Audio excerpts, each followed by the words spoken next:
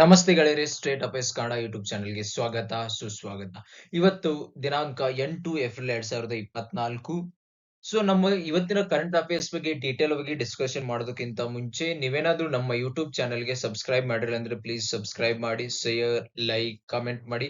ಹಾಗೆ bell button ಅನ್ನ hit ಮಾಡೋದನ್ನ ಮರಿಬೇಡಿ. ನೆಕ್ಸ್ಟ್ ಟೈಮ್ ವಿಡಿಯೋ ಅಪ್ಲೋಡ್ ಮಾಡಿದಾಗ ನಮಗೆ ನಮ್ಮ ವಿಡಿಯೋ ನಿಮಗೆ ತಲುಪುತ್ತದೆ. ಹಾಗೆ ನಾವು ವೀಕ್ಲಿ ಅಫೇರ್ಸ್ ಅಂದ್ರೆ ಒಂದು ವಾರದಂತ ಒಂದು ಇಂಪಾರ್ಟೆಂಟ್ ವಿದ್ಯಮಾನಗಳ ಬಗ್ಗೆ ಕೂಡ ವಿಡಿಯೋಗಳನ್ನ ರಿಲೀಸ್ ಮಾಡ್ತಾ ಇದ್ದೀವಿ. ಇವತ್ತು ರಾತ್ರಿ ಅಥವಾ ನಾಳೆ ಬೆಳಿಗ್ಗೆ ರಿಲೀಸ್ ಆಗುತ್ತೆ. ನೀವು ಇನ್ ಕೇಸ್ ಒಂದು ವಾರವಾಗಿ ವಿಡಿಯೋಗಳನ್ನ ಮಿಸ್ ಮಾಡ್ಕೊಂಡಿದ್ರೆ ಆ ವಿಡಿಯೋಗಳನ್ನ ನೋಡ್ಕೊಂಡು ನಿಮ್ಮ ಕರೆಂಟ್ ಅಫೇರ್ಸ್ ನ ಕವರ್ ಮಾಡ್ಕೊಳ್ಳಿ. ಇವತ್ತು ದಿ ವೆರಿ ಇಂಪಾರ್ಟೆಂಟ್ ಕ್ವಶನ್ ಗಳನ್ನ ನಾವು ಕವರ್ ಮಾಡ್ತಾ ಇದ್ದೀವಿ. ಅಷ್ಟು ಹೇಳ್ತಾ ನಮ್ಮ ಮುಂದಿನ ಒಂದು ಪ್ರಚಲಿತ ವಿದ್ಯಮಾನಗಳ ಬಗ್ಗೆ ಡಿಸ್ಕಷನ್ ಮಾಡೋಣ ಗೆಳೆಯರೆ. ಭಾರತ ಯಾವ ವರ್ಷದಿಂದ ಯೂರಿಯಾ ಆಮದನ್ನು ನಿಲ್ಲಿಸಲಿದೆ ಅಂತ ಪ್ರಶ್ನೆ ಕೇಳಲಾಗಿದೆ. 2024, 2025, 2026 ಮತ್ತು 2028. ಸರಿಯಾದ ಉತ್ತರಗಳಿವೆ. 2025ರಿಂದ ಭಾರತವು ಯೂರಿಯಾ ಆಮದನ್ನ ನಿಲ್ಲಿಸಲಿದೆ. ಯೂರಿಯಾ ಆಮದನ್ನ ನಿಲ್ಲಿಸಲಿದೆ ಗೆಳೆಯರೆ. ನೋಡಿ, as a result of significant push for domestic manufacturing, India would be no longer import urea by end of the 2020. ಕಾರಣ ಇಷ್ಟೇ ಗೆಳೆಯರೆ, ಭಾರತದಲ್ಲಿ ಇರ್ತಕ್ಕಂಥ ಸ್ಥಳೀಯ ಮ್ಯಾನುಫ್ಯಾಕ್ಚರಿಗೆ ಜಾಸ್ತಿ ಎನ್ಕರೇಜ್ ಅನ್ನ ಮಾಡೋಗೋಸ್ಕರ ಭಾರತವು 2021ರಿಂದ ಯೂರಿಯಾ ಇಂಪೋರ್ಟ್ ಅನ್ನ ಸಂಪೂರ್ಣವಾಗಿ ನಿಲ್ಲಿಸಲಿದೆ. According to chemical and fertiliser minister Mansukh Mandya, the minister started that fertiliser availability is critical to Indian agriculture in the conversion with test of India, that's very not important. ನೆನ್ಪಿಟ್ಕೊಳ್ಳಿ, 2020ರಿಂದ ಭಾರತವು ಸಂಪೂರ್ಣ ಯೂರಿಯಾದ ಇಂಪೋರ್ಟ್ ಅನ್ನ ನಿಲ್ಲಿಸಲಿದೆ. ಆನಂದ ಮಠ್ ಕಾದಂಬರಿಯನ್ನ ಬರೆದವರು ಯಾರು? ರಾಜಾ ರಾಮಮೋಹನ್ ರಾಯ್, ಬಂಕಿಂ ಚಂದ್ರ ಚಟ್ಟೋಪಾಧ್ಯಾಯ, ಈಶ್ವರಚಂದ್ರ ವಿದ್ಯಾಸಾಗರ್, ರವೀಂದ್ರನಾಥ್ ಟಾಗೂರ್. ಸರಿಯಾದ ಉತ್ತರಗಳಿವೆ. ಬಂಕಿಂ ಚಂದ್ರ ಚಟ್ಟೋಪಾಧ್ಯಾಯ ಅವರು ಆನಂದ ಮಠ್ ಎಂಬ ಪುಸ್ತಕವನ್ನ ಗೆಳೆಯರು, ಇದರಿಂದಾನೇ ನೀವು ನೋಡಬಹುದು ಇಂಡಿಯೋ ರೆವಲ್ಯೂಷನ್ ಕೂಡ ಆಗಿತ್ತು. ಆನಂದ ಮಠ್ ಅವರು ಬರೆದಿರತಕ್ಕಂಥದ್ದು. ಇವತ್ತು ಅವರ ಪುಣ್ಯ ಸ್ಮರಣೆ. ಬಂಕಿಂ ಚಂದ್ರ ಚಟ್ಟೋಪಾಧ್ಯಾಯ ಇವರು ಬಂಗಾಲ ಕವಿಗಳಾಗಿದ್ದರು, ಕಾದಂಬರಿಕಾರರಾಗಿದ್ದರು, ಪ್ರಬಂಧಕಾರರ ಮತ್ತು ಪತ್ರಕರ್ತರಾಗಿದ್ದರು. ಭಾರತದ ಸ್ವಾತಂತ್ರ್ಯ ಹೋರಾಟಗಾರನ ಪ್ರೇರೇಪಿಸಿದ ಒಂದೇ ಮಾತರಂ ಗೀತೆಯನ್ನು ಕೂಡ ಇವರ ಅತ್ಯಂತ ಇವರ ಗೀತೆ ನಂತರದಲ್ಲಿ ಭಾರತದ ರಾಷ್ಟ್ರೀಯ ಗೀತೆಯಾಗಿ ಘೋಷಿಸಲ್ಪಡೆಯಿತು. ಭಾರತದ ರಾಷ್ಟ್ರಗೀತೆಯನ್ನ ಬರೆದವರು ಭಾರತದ ಒಂದೇ ಮಾತರಂ ರಾಷ್ಟ್ರಗೀತೆಯನ್ನ ಬರೆದವರು ಬಂಕಿಂ ಚಂದ್ರ ಚಟ್ಟೋಪಾಧ್ಯಾಯ. ಗೆಳೆಯರೆ, ಇವರು ಬಂಕಿಂ ಚಂದ್ರ ಚಟ್ಟೋಪಾಧ್ಯಾಯ ಅವರ ಜನನ ಜೂನ್ 27, 1838ರಲ್ಲಿ ಆಗಿತ್ತು. ಮರಣ ಏಪ್ರಿಲ್ 8, 1894ರಲ್ಲಿ. ಜನಿಸಿದ ಸ್ಥಳ ನೈಯತಿಯಲ್ಲಿ ಕಂತಾಲಂಪಾರ್ ಎಂಬ ಹಳ್ಳಿಯಲ್ಲಿ. 1857 ಕಲ್ಕತ್ತಾ ವಿಶ್ವವಿದ್ಯಾಲಯದಲ್ಲಿ ಮೊದಲು ಇಬ್ಬರು ಪದವೀಧರ ಪೈಕಿ ಇವರು ಒಬ್ಬರಾಗಿದ್ದರು. 1869ರಲ್ಲಿ ಒಂದು ಕಾನೂನು ಪದವಿಯನ್ನ ಗಳಿಸಿದ್ರು. ಮುಂದೆ ತನ್ನ ತಂದೆಯ ರೀತಿಯಲ್ಲಿ ಜೆಸೂರ್ ಉಪಜಿಲ್ಲಾಧಿಕಾರಿ ನೇಮಿಸುವ ಓರ್ವ ಉಪ ನ್ಯಾಯಾಧಿಪತಿಯಾಗಿ ಹುದ್ದೆಗೇರಿದ ಚಟರ್ಜಿ ಅವರು 1890ರಲ್ಲಿ ಸರ್ಕಾರಿ ಸೇವೆಯಿಂದ ನಿವೃತ್ತಿ ಹೊಂದಿದರು. ಆಡಳಿತ ನಡೆಸುತ್ತಿದ್ದ ಬ್ರಿಟಿಷರೊಂದಿಗೆ ಘರ್ಷಣೆಗೆ ಇಳಿಯಲು ಕಾರಣವಾಗುವಂತ ಘಟನೆಗಳು ಅವರು ತಮ್ಮ ಕಾರ್ಯಕ್ಷೇತ್ರದಲ್ಲಿದ್ದಾಗ ವರ್ಷಗಳಲ್ಲಿ ದಟ್ಟವಾಗಿ ತುಂಬಿಕೊಂಡಿತು. ಭಾರತದ ಸಾಹಿತ್ಯಿಕ ಪುನರುದಯದಲ್ಲಿ ಓರ್ವ ಪ್ರಮುಖ ವ್ಯಕ್ತಿಯಾಗಿ ಚಟರ್ಜಿ ಅವರು ವ್ಯಾಪಕವಾಗಿ ಪರಿಗಣಿಸಲಾಗುತ್ತದೆ. ಕಾದಂಬರಿಗಳು, ಪ್ರಬಂಧಗಳು ಮತ್ತು ವ್ಯಾಖ್ಯಾನಗಳನ್ನ ಒಳಗೊಂಡಿರುವ ಅವರ ಕೆಲವೊಂದು ಬರಹಗಳು ಸಾಂಪ್ರದಾಯಿಕವಾಗಿ ಛಂದೋಬದ್ಧ ಪದ್ಯ ಉದ್ದೇಶಿತ ಭಾರತೀಯ ಬರಹಗಳಿಗಿಂತ ಭಿನ್ನವಾದ ಒಂದು ಹೊರಳು ದಾರಿಯನ್ನ ತುಳಿದವು ಮತ್ತು ಭಾರತದ ಉದ್ದಗಲಕ್ಕೂ ಬರೆದವು. ಗೆಳೆಯರು ನೋಡಿ, ಆನಂದ ಮಠ್ ಕಾದಂಬರಿಯಲ್ಲಿ ಆನಂದ ಮಠ್ ಕಾದಂಬರಿಯಲ್ಲಿ ಬರೆದ ಓ ತಾಯಿ ಭಾರತೀಯೇ ನಿನಗೆ ನಮನ ಎಂಬ ಸಾರುವ ಒಂದೇ ಮಾತರಂ ಭಾರತೀಯರಿಗೆ ಪವಿತ್ರ ಗೀತೆಯಂತಿದೆ. ಬಂಕಿಂ ಚಂದ್ರ ಅವರು ಒಂದೇ ಮಾತರಂ ಗೀತೆ ಸ್ವಾತಂತ್ರ್ಯ ಸಂಗ್ರಾಮದಲ್ಲಿ ಅದ್ಭುತ ಸಾಹಸಗಳಿಗೆ, ಸಹಸ್ರಾರು ಜನರ ತ್ಯಾಗ ಬಲಿದಾನಗಳಿಗೆ ಪ್ರೇರಣೆ ನೀಡಿತು. ಸ್ವಾತಂತ್ರ್ಯದ ರಣಮಂತ್ರವೇ ಇದಾಯಿತು. ಇದೇ ಒಂದೇ ಮಾತರಂ ಗೀತೆಯ ಅಂತರಾರ್ಥ. ಈ ರಣಮಂತ್ರ ಅನೇಕ ಭಾರತೀಯರನ್ನು ಇಂದಿಗೂ ಭಾರತೀಯತೆಯ ಶಕ್ತಿ ಪ್ರೇರಣೆ ನೀಡುತ್ತದೆ. ಭಾರತವನ್ನ ಮತ್ತೊಮ್ಮೆ ವಿಶ್ವ ಮಾತೆ ಜಗದ್ಗುರುವಿನ ಸ್ಥಾನಕ್ಕೇರಿಸಲು ಪ್ರೇರಣೆ, ಶಕ್ತಿ, ಸ್ಫೂರ್ತಿ ತುಂಬುತ್ತಿದೆ. ಬನ್ನಿ ಈ ಗೀತೆಯನ್ನ ನೀಡಿ ಮಹಾನ್ ಚೇತನ ಬಂಕಿಂ ಚಂದ್ರ ಅವರನ್ನ ಸ್ಮರಿಸೋಣ. ಅವರ ಜನ್ಮದಿನದಿಂದ ಮತ್ತೆ ಒಂದೇ ಮಾತರಂ ಎಂಬ ರಣರುತ್ತನ್ನು ಅದು ಇಂಪಾರ್ಟೆಂಟ್. ಒಂದೇ ಮಾತರಂ ಬರೆದಂತವರು ಆನಂದ ಮಠ ಎಂಬ ಕವಿ. ಇದರಿಂದ ಅವರಿಗೆ ಇಂಡಿಯೋ ರೆವಲ್ಯೂಷನ್ ಕೂಡ ಒಂದು ದಾರಿಯಾಯಿತು. ನೆಕ್ಸ್ಟ್ ನೋಡ್ರಿ, ಕರ್ನಾಟಕದಲ್ಲಿ ಪರಮಾಣು ವಿದ್ಯುತ್ ಸ್ಥಾವರಗಳು ಎಲ್ಲಿದೆ? ಬಾಗಲಕೋಟೆ, ಕೈಗಾ, ಬೀದರ್, ಬೆಳಗಾವಿ. ಸರಿಯಾದ ಉತ್ತರಗಳಿವೆ. ಕೈಗಾ ಎಂಬಲ್ಲಿ ಪರಮಾಣು ವಿದ್ಯುತ್ ಸ್ಥಾವರ, ಥರ್ಮಲ್ ಪವರ್ ಪ್ಲಾಂಟ್ ಇದೆ. ಕರ್ನಾಟಕ ಪರಮಾಣು ವಿದ್ಯುತ್ ಸ್ಥಾವರ ಕೈಗಾ ಎಂಬ ಆರ್ಟಿಕಲ್ ನಿಮ್ಮ ಪೇಪರ್ ಅಲ್ಲಿ ಅಪಿಯರ್ ಆಗಿತ್ತು. ಅದಕ್ಕೋಸ್ಕರ ನಾನು ಈ ಪ್ರಶ್ನೆಯನ್ನು ಕೇಳಿದೆ. ಇದು ಎಲ್ಲಿದೆ? ಇದು ಕೈಗಾದ ಕಾಳಿ ನದಿಯ ಸಮೀಪದಲ್ಲಿ. ಯಾವ ನದಿ? ಕಾಳಿ ನದಿಯ ಸಮೀಪದಲ್ಲಿದೆ. ಸೊ 2000 ಇಸ್ವಿಯಲ್ಲಿ ಇದರ 4 ಸ್ಥಾವರಗಳು ಕಾರ್ಯನಿರ್ವಹಿಸಿದವು. ಇದರಲ್ಲಿ 4ನೇ ಯೂನಿಟ್ 2010ರಿಂದ ಕೊಂಚ ಸದ್ಯಕ್ಕೆ ಅನ್ವಯಿಸಿತು. ಇವುಗಳಲ್ಲಿ 2 ಹಳೆಯ ಯೂನಿಟ್‌ಗಳಿದ್ದು, ಸೊ ಇದು ಕೈಗಾ ಎನ್ನೋದು ಇದು 3ನೆಯ ಅತಿ ದೊಡ್ಡ ಪವರ್ ಸ್ಟೇಷನ್ ಇದಾಗಿದೆ. ಸೊ ಜಾಗತಿಕ ದಾಖಲೆ ಪ್ರಸ್ತುತ ಕೈಗಾ ಪರಮಾಣು ಸ್ಥಾವರಗಳು ಕಾರ್ಯನಿರ್ವಹಿಸುತ್ತವೆ. ಇಲ್ಲಿ 5 ಮತ್ತು 6ರ ಹೊಸ ಯೂನಿಟ್ ಚಾಲನೆಗೆ ಉಂಟಾಗಿದೆ. ಸೊ ಚಾಲನೆಗೆ ತಡೆ ಉಂಟಾಗಿದೆ. ಇಲ್ಲಿ ಯೂನಿಟ್ 1 2018ರಲ್ಲಿ ಆಗಿದೆ. ಈಗ ಹಾಗಾದ್ರೆ ಗೆಳೆಯರೆ ನ್ಯೂಕ್ಲಿಯರ್ ಥರ್ಮಲ್ ಪವರ್ ಪ್ಲಾಂಟ್‌ಗಳು ಎಲ್ಲೆಲ್ಲಿದೆ ಅಂತ ನೋಡೋಣ. ಸೊ ಮೊದಲು ರಾಜಸ್ಥಾನದಿಂದ ಸ್ಟಾರ್ಟ್ ಮಾಡೋಣ. Rajasthan atomic power plant, Kakrapur atomic power plant in Gujarat, ತಾಪಿಯಲ್ಲಿ. So Tarapur atomic power plant, Boisar in Maharashtra, Kaiga generating station, Kaiga in Karnataka. So ತಮಿಳುನಾಡಲ್ಲಿ ನೋಡಿದ್ರೆ so Kudankulam nuclear power station, Kudankulam Tamil Nadu. Madras atomic power plant, Kalpakkam Tamil Nadu. Narora atomic power plant, Narora in Uttar Pradesh. So ಮುಂದೆ ಗೆಳೆಯರು ಮುಜರಾಯಿ ಇಲಾಖೆ ತಿಳಿಸಿದ ಪ್ರಕಾರ ಆದಾಯದಲ್ಲಿ ರಾಜ್ಯದಲ್ಲಿ ಮೊದಲ ದೇವಸ್ಥಾನ ಯಾವುದು? ಕರ್ನಾಟಕ ರಾಜ್ಯದಲ್ಲಿರ್ತಕ್ಕಂತಹ ಮೊದಲ ದೇವಸ್ಥಾನ ಕುಗ್ಗೆ ಸುಬ್ರಹ್ಮಣ್ಯ, ಕೊಲ್ಲೂರು ಮೂಕಾಂಬಿಕಾ, ನಂಜನಗೂಡು ಶ್ರೀಕಂಠೇಶ್ವರ, ಸವದತ್ತಿ ರೇಣುಕಾ ಯಲ್ಲಮ್ಮ. ಸೊ ಸರಿಯಾದ ಉತ್ತರಗಳಿವೆ ಕುಕ್ಕೆ ಸುಬ್ರಹ್ಮಣ್ಯ. ಇವರು ಮುಜರಾಯಿ ಇಲಾಖೆ ಪ್ರಕಾರ ಆದಾಯದಲ್ಲಿ ತಿಳಿಸಿರತಕ್ಕಂತ ಮೊದಲನೆಯ ದೇವಸ್ಥಾನ ನೋಡಿ.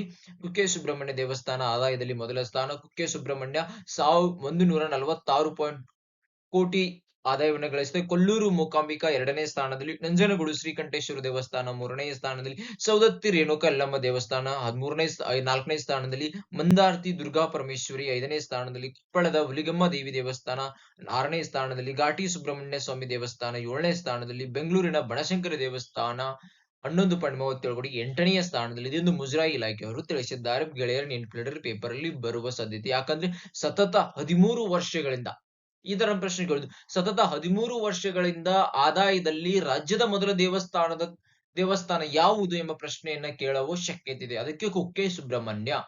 ಸೊ ಧರ್ಮಸ್ಥಳವಲ್ಲ ಗೆಳೆಯರು, ಧರ್ಮಸ್ಥಳ ಒಂದು ಆಪ್ಷನ್ ಅನ್ನು ಕೊಡಬಹುದು. ಸೊ ಅದು wrong option. Kukke Subramanya is first option. That's the correct answer. So ಭಾರತದ ಪ್ರಥಮ ಎಐ ಇಂಜಿನಿಯರ್ ಯಾವುದು ಅಂತ ಕೇಳಿದರೆ Sara, Devika, Iris, Gemini. So ಸರಿಯಾದ ಉತ್ತರಗಳೇ ದೇವಿಕಾ. ಇದು ಪ್ರಥಮ ಎಐ ಸಾಫ್ಟ್ವೇರ್ ಇಂಜಿನಿಯರ್ ಆಗಿದೆ ನೋಡಿ. ಕೇರಳದಲ್ಲಿ 21 ವರ್ಷದ ವಿಜ್ಞಾನಿ ಮುಫೀದ್ PH ಭಾರತದ ಪ್ರಥಮ ಕೃತಕ ಬುದ್ಧಿಮತ್ತೆ ಸಾಫ್ಟ್ವೇರ್ ಇಂಜಿನಿಯರ್ ಸೃಷ್ಟಿ ಮಾಡಿದ್ದಾರೆ. ಅಮೆರಿಕದ ಎಐ ಇಂಜಿನಿಯರ್ ಡೆವಿನ್ ನೋಡಿ. ಅಮೆರಿಕದ ಎಐ ಇಂಜಿನಿಯರ್ ಇದು ಕೂಡ ಬರುವ ಶಕ್ಯತೆ ಇದೆ. ಅಮೆರಿಕದ ಎಐ ಇಂಜಿನಿಯರ್ ಯಾವುದು? ಡೆವಿನ್. ಸೊ ಸ್ಫೂರ್ತಿ ಪಡೆದು ರೂಪಿಸಿದ ಇಂಜಿನಿಯರ್ಗೆ ದೇವಿಕಾ ಎಂದು ನಾಮಕರಣ ಮಾಡಿದರೆ 3 ದಿನಗಳಲ್ಲಿ ಕೇವಲ 20 ಗಂಟೆ ಕೋಡಿಂಗ್ ನಿಂದ ಇಂಜಿನಿಯರ್ ಸೃಷ್ಟಿಸುವುದು. ಎಐ ಸಾಫ್ಟ್ವೇರ್ ಇಂಜಿನಿಯರ್ ದೇವಿಕಾ ಮಾನವ ಸೂಚನೆಗಳನ್ನ ಅರ್ಥ ಮಾಡಿಕೊಳ್ಳುತ್ತದೆ ಮತ್ತು ಸಾಫ್ಟ್ವೇರ್ ಕೂಡ ಸೃಷ್ಟಿಸುತ್ತದೆ. ಸೊ ಡೇವಿನ್ ನಿಂದ ಪ್ರಭಾವಿತ. ಡೇವಿನ್ ಇದು ಅಮೆರಿಕಾದು. ಸೊ ಹಾಗಾದ್ರೆ ಸಾರಾ ಇದು ಗೆಳೆಯರು ಇದು ವರ್ಲ್ಡ್ ಹೆಲ್ತ್ ಆರ್ಗನೈಸೇಷನ್ ಅನ್ನ ನಿರ್ಮಿಸುವಂತ ಇದು ಕೂಡ ಒಂದು ಎಐ ಜನರೇಟಿವ್ ಮನೆಯಾಗಿದೆ. ಸೊ ಯಾವುದೇ ತರ ವಿಶ್ವದಲ್ಲಿ ಹೆಚ್ಚುತ್ತಿರುವ ರೋಗಗಳಿಗೆ ಸಡನ್ ಆಗಿ ಉತ್ತರಗಳನ್ನ ನೀಡುವ ಒಂದು ಉದ್ದೇಶಕ್ಕಾಗಿ ದೇವಿಸ್ತಾ. ಸೊ ಐರಿಶ್ ಇದು ಬಂದು ಕೇರಳದಲ್ಲಿ ಹುಟ್ಟಿದ ಪ್ರಥಮ ವುಮೆನ್ ಟೀಚರ್. ಜೆಮಿನಿ ಇದು ಕೂಡ ಒಂದು ಚಾಟ್ ಜಿಪಿಟಿ ಆಗಿದೆ. Irish is a teacher, Devika is AI software engineer in India, Sara is the World Health Organization AI generative model and Gemini is the AI chat GPT.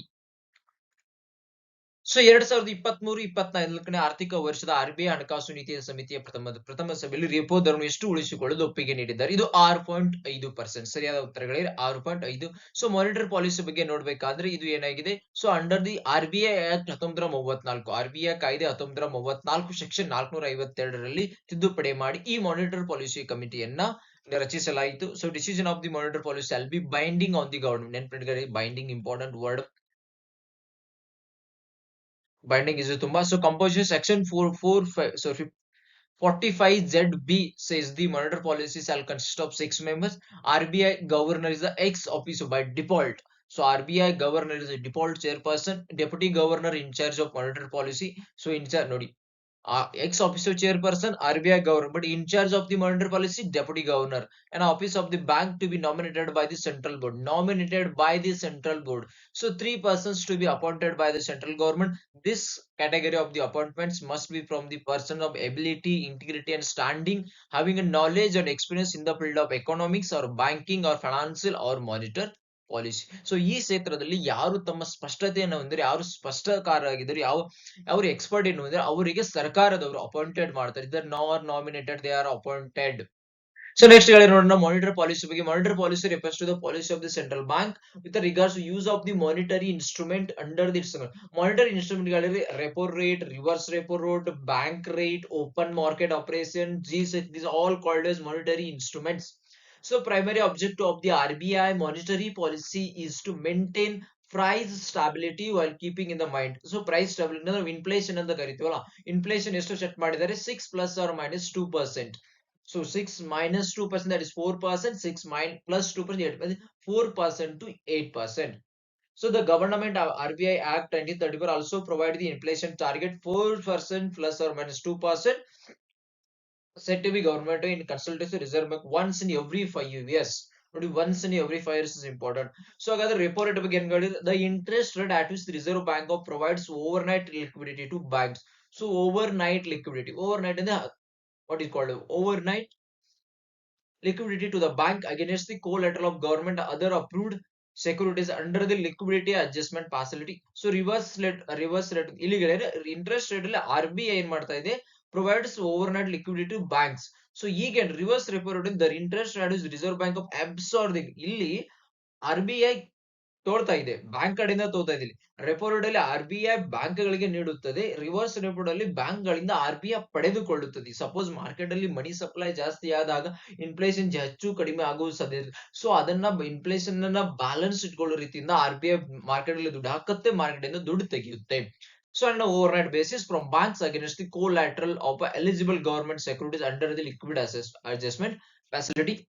So next ಗೆಳೆಯರೆ, ಮುಂದಿನ ಪ್ರಶ್ನೆ, Lancet ವರದಿಯ ಪ್ರಕಾರ 1990 ಮತ್ತು 2021 ನಡುವೆ ಜಾಗತಿಕ ಜೀವಿತಾವಧಿ ಎಷ್ಟು ಹೆಚ್ಚಾಗಿದೆ? ಸರಿಯಾದ ಉತ್ತರಗಳಿವೆ 6.2 ಇಯರ್ಸ್, 8 ವರ್ಷ ಹೆಚ್ಚಾಗಿದೆ. So global life expectancy up to 6.2 years between 1990 to 2021 shows Lancet report. So ಭಾರತದಲ್ಲಿ ನೋಡಿದ್ರೆ life expectancy has increased by 8 years fast. ಕಳೆದ 30 ವರ್ಷಗಳಿಂದ 8 ವರ್ಷಗಳಿಂದ ಇನ್ನೂ ಕೇಳಬಹುದು. So Lancet global India's life expectancy increased by how many years from past 3 decades. ಕಳೆದ 30 ವರ್ಷಗಳಿಂದ global ಜೀವಿತಾವಧಿ, ಭಾರತದ ಜೀವಿತಾವಧಿ ಎಷ್ಟು ಪಟ್ಟು ಹೆಚ್ಚಾಗಿದೆ ಅಥವಾ ಎಷ್ಟು ವರ್ಷಗಳವರೆಗೆ ಹೆಚ್ಚಾಗಿದೆ? 8 ವರ್ಷಗಳವರೆಗೆ ಹೆಚ್ಚಾಗಿದೆ. ಸರಿಯಾದ ಉತ್ತರ ಇದು ಭಾರತದ ಸಂದರ್ಭದಲ್ಲಿ ಕೇಳಿದರೆ 8 ವರ್ಷ, ಗ್ಲೋಬಲ್ ಸಂದರ್ಭದಲ್ಲಿ ಕೇಳಿದ್ರೆ 6.2 ಇಯರ್ಸ್.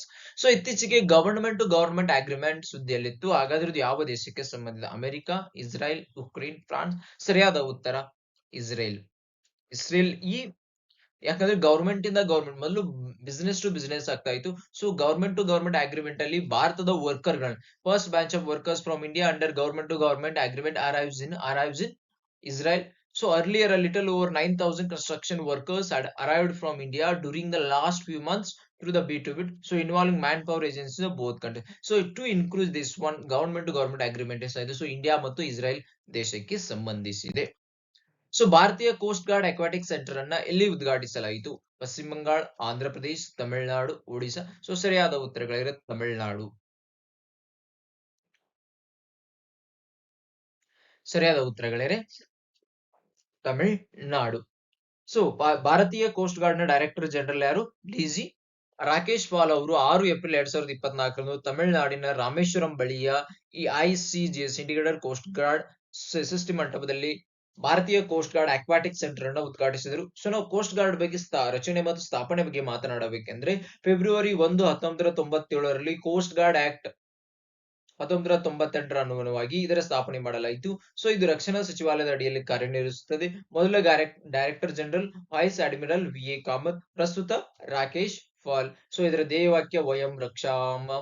ಪ್ರಧಾನ ಕಚೇರಿ ನವದೆಹಲಿ. ಸಂಸ್ಥಾಪನಾ ದಿನ ಫೆಬ್ರವರಿ 1 ಕೂಡ ಆಚರಿಸಲಾಗುತ್ತದೆ. ಸೊ ಎಷ್ಟು ಹೇಳ್ತಾ ಗೆಳೆಯರೆ, ನೋಡೋಣ ನಮ್ದು ಶಾರ್ಟ್ಕಟ್. ಸೊ ಬೋಲ್ಡ್ ಕುರುಕ್ಷೇತ್ರ ಎಂಬ ಮಿಲಿಟರಿ ವ್ಯಾಯಾಮವು ಭಾರತ ಮತ್ತು ಈ ಕೆಳಗಿನ ಯಾವ ದೇಶಗಳ ನಡುವೆ ನಡೆಯುತ್ತದೆ? ಮಂಗೋಲಾ, ಇಂಡೋನೇಷ್ಯಾ, ಸಿಂಗಾಪುರ್, ಮಲೇಷ್ಯಾ. ಸೊ ಸರಿಯಾದ ಉತ್ತರ ಸಿಂಗಾಪುರ್. ಇತ್ತೀಚೆಗೆ ಸುದ್ದಿಗಳಲ್ಲಿ ಕಂಡುಬರುವ ತನ್ನ ನಾಗರಿಕರಿಗೆ ಏಕರೂಪ ನಾಗರಿಕ ಸಂಹಿತೆಯನ್ನ ಪಡೆಯಲು ರಾಜ್ಯವು ಪ್ರಯತ್ನಿಸುತ್ತದೆ ಎಂದು ಭಾರತೀಯ ಸಂವಿಧಾನ ಯಾವ ವಿಧಿ ಹೇಳುತ್ತದೆ? 44ನೇ ವಿಧಿ. ಸೊ ಕೆಳಗಿನ ಜೋಡಿಗಳನ್ನ ಪರಿಗಣಿಸಿ. DNA ಸೀಕ್ವೆನ್ಸಿಂಗ್ ಡಿಎನ್ಎ ಅಣುವಿನಲ್ಲಿ ನ್ಯೂಕ್ಲಿಯೋಟೈಡ್ಗಳ ನಿಖರವಾದ ಅನುಕ್ರಮವನ್ನು ನಿರ್ಧರಿಸುವುದು. ಡಿಎನ್ಎ ಬಾರ್ಕೋಡ್ ಕ್ಷಿಪ್ರ ಜಾತಿಗಳನ್ನ ಗುರುತಿಸುವ ಸಾಧನ. ಡಿಎನ್ಎ ಸೀರಿಂಗ್ ಡಿಎನ್ಎಯ ಉದ್ದನೆಯ ಎಳೆಗಳನ್ನ ಒಡೆಯುವ ಪ್ರಕ್ರಿಯೆ. ಸೊ ಮೇಲೆ ನೀಡಲಾದ ಎಷ್ಟು ಜೋಡಿಗಳನ್ನು ಸರಿಯಾಗಿ ಹೊಂದಿಸಿದೆ? ಎಲ್ಲಾ 3 correct. So DNA sequencing, DNA barcode, DNA searing. So ಆರನೇ ಶೆಡ್ಯೂಲ್ ಕುರಿತು ಈ ಕೆಳಗಿನ ಯಾವ ಹೇಳಿಕೆಗಳನ್ನ ಸರಿಯಾಗಿದೆ? ಆರನೇ ಶೆಡ್ಯೂಲ್ ಅಸ್ಸಾಂ, ಮೇಘಾಲಯ, ತ್ರಿಪುರಾ ಮತ್ತು ಮಣಿಪುರ್ ಬುಡಕಟ್ಟು ಪ್ರದೇಶಕ್ಕೆ ನಿಬಂಧನೆಗಳನ್ನು ಒಳಗೊಂಡು ಈ ರಾಜ್ಯ ಬುಡಕಟ್ಟು ಪ್ರದೇಶಗಳ ಗಡಿಗಳನ್ನ ಮರು ಸಂಘಟನೆ ಅಧಿಕಾರ ಹೊಂದಾಣಿಕೆ. ಎರಡನೇದು ಕರೆಕ್ಟ್. ಸೊ ಹೇಳಿಕೊಳ್ಳಿ. ಹಾಗಾದ್ರೆ ಮೊದಲನೇದು ಏನು ತಪ್ಪಾಗಿದೆ ಅಂತ ನೀವು ಕಮೆಂಟ್ ಸೆಕ್ಷನ್ ಅಲ್ಲಿ ಕಮೆಂಟ್ ಮಾಡಿ ಗೆಳೆಯರು. ಯಾಕೆ ಮೊದಲನೇ ಸ್ಟೇಟ್ಮೆಂಟ್ ತಪ್ಪಾಗಿದೆ ಅಂತ. ಸೊ ಲಿಥಿಯಂ ಲೋಹದ ಬಗ್ಗೆ ಈ ಕೆಳಗಿನ ಯಾವ ಹೇಳಿಕೆ ತಪ್ಪಾಗಿದೆ? ಇದು ಹೈಡ್ರೋಜನ್ ಮತ್ತು ಹೀಲಿಯಂ ಜೊತೆಗೆ ಬಿಗ್ ಬ್ಯಾಂಗ್ ನಿಂದ ಉತ್ಪತ್ತಿಯಾದ 3 ಅಂಶಗಳಿಂದಾಗಿ ಇದರ ಪ್ರಕಾಶಮಾನ ಕೆಂಪು ಬಣ್ಣದಿಂದ ಉರಿಯುತ್ತದೆ. ಇದು ಯಾವುದೇ ಲೋಹಕ್ಕಿಂತ ಕಡಿಮೆ ಸಾಂದ್ರತೆಯನ್ನು ಹೊಂದಿದೆ. ಚೀನಾ ವಿಶ್ವದಲ್ಲಿ ಅತಿ ದೊಡ್ಡ ಲಿಥಿಯಂ ನಿಕ್ಷೇಪಗಳನ್ನ ಹೊಂದಿದೆ. ತಪ್ಪು ಉತ್ತರ. ಚೀನಾ ವಿಶ್ವದಲ್ಲಿ ಅತಿ ದೊಡ್ಡ ನಿಕ್ಷೇಪಗಳನ್ನ ಹೊಂದಿಲ್ಲ.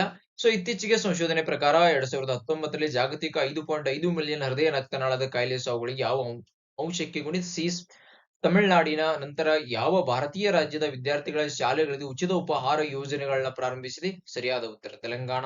ಯಾವ ಸಂಸ್ಥೆಯು 75 ವರ್ಷ ಮೇಲ್ಪಟ್ಟ ಕಲಾವಿದರಿಗೆ ವಿಶೇಷ ಪ್ರಶಸ್ತಿಗಳನ್ನ ಘೋಷಿಸಿತು? ಸಂಗೀತ ನಾಟಕ ಅಕಾಡೆಮಿ. ಸರಿಯಾದ ಉತ್ತರ ಸಂಗೀತ ನಾಟಕ ಅಕಾಡೆಮಿ. ರಾಷ್ಟ್ರೀಯ ನ್ಯಾಯಾಂಗ ಡೇಟಾ ಗ್ರಿಡ್ ಎನ್ಜೆಡಿಜಿ ಯಾವ ದೇಶದೊಂದಿಗೆ ಸಂಬಂಧಿಸಿದೆ? ಸರಿಯಾದ ಉತ್ತರ ಭಾರತ. ದೇಶದಲ್ಲಿ ವರದಿಯಾದ ಎಲ್ಲಾ ಜನನ ಮತ್ತು ಮರಣಗಳನ್ನು ಯಾವ ದಿನಾಂಕದಿಂದ ಕೇಂದ್ರದ ಪೋರ್ಟಲ್ ನಲ್ಲಿ ಡಿಜಿಟಲ್ ಆಗಿ ನೋಂದಾಯಿಸಲಾಗುತ್ತದೆ? ಸರಿಯಾದ ಉತ್ತರ ಅಕ್ಟೋಬರ್ 1, 2023. ಯಾವ ರಾಜ್ಯವು ಹೂಡಿಕೆಯನ್ನು ಆಕರ್ಷಿಸಲು ಮತ್ತು ರಾಜ್ಯದ ಸ್ಟೇನ್ಲೆಸ್ ಸ್ಟೀಲ್ ಉತ್ಪಾದನೆ ಹೆಚ್ಚಿಸಲು ಸಹಾಯಧನ ಯೋಜನೆಯನ್ನು ಪ್ರಾರಂಭಿಸಿದ್ದು? ಸರಿಯಾದ ಉತ್ತರ ಒಡಿಶಾ. ಗುರುತಿಸಲಾಗದ ಹಾರುವ ವಸ್ತುವಿನ ಅನ್ಮ್ಯಾನ್ಡ್ ಯುಎಫ್ಒಸ್ 1 ವರ್ಷದ ಅಧ್ಯಯನದ ನಂತರ ಯಾವ ಬಾಹ್ಯಾಕಾಶ ಸಂಶೋಧನೆ ಬಿಡುಗಡೆ ಮಾಡಿದೆ? ನಾಸಾ. ಭಾರತದಲ್ಲಿ ಬುದ್ಧ ಇಂಟರ್ನ್ಯಾಷನಲ್ ಸರ್ಕ್ಯೂಟ್